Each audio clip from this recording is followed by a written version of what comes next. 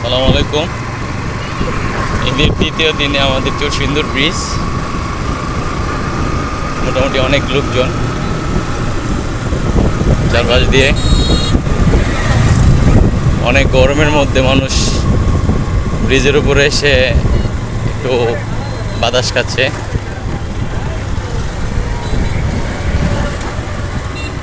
দূর দূরান্ত থেকে ঈদের আনন্দ উপভোগ করতে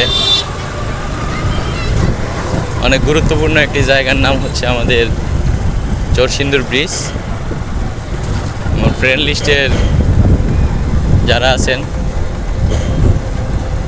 সবার দাওয়াত রইল আমাদের চরসিন্দুর ব্রিজের কাছে আমার বাসা।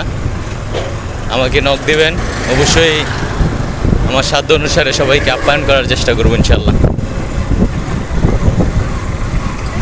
সবাই ভালো থাকুন, সুস্থ থাকুন, নিরাপদে থাকুন, এই কামনা করি সবসময়।